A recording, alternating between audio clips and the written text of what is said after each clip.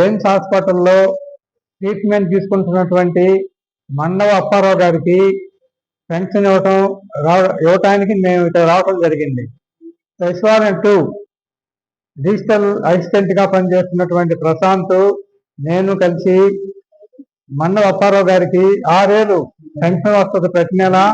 అది ఇవ్వటానికి రోజు ఇక్కడ రావటం, ఆయన బ్రెయిన్ స్ట్రోక్ లో వచ్చి ఈ హాస్పిటల్లో ట్రీట్మెంట్ గా వార్డు నెంబర్ C5 లో ఉండటం, ఆయనకి ఇవ్వాలనే ఉద్దేశంతో ఇక్కడ రావడం జరిగింది.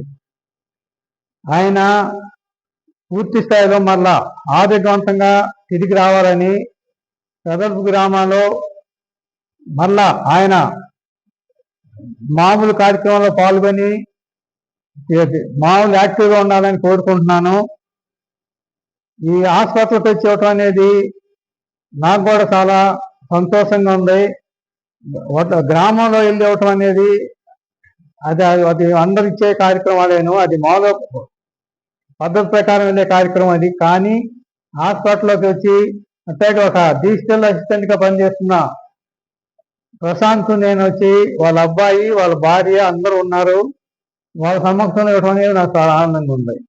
ఎన్నో పెన్షన్లు నా చేతి మీద ఎన్నో పెన్షన్లు ఇవ్వటం జరిగింది, కానీ హాస్పిటల్ ఇవ్వటం అనేది నాకు చాలా సంతోషంగా ఉంది.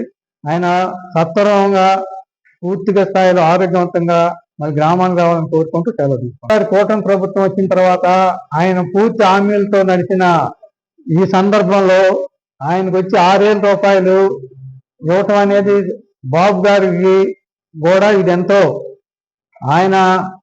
ఆయన సమక్షంలో ఇచ్చినట్టే, ఇది ఆయన ద్వారా ఇచ్చినట్టే.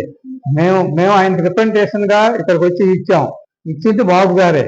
ఆయనకు కూడా ధన్యవాదాలు తెలుపుకుంటున్నాను. అట్లాగే మా నియోజకవర్గాల్లో ఉన్న లోకేష్ బాబు గారికి, అట్లాగే కూటమి ప్రభుత్వం అందరికీ నేను ధన్యవాదాలు తెలుపుకుంటూ సెలవు తీసుకుంటాను. జై హింద్, జై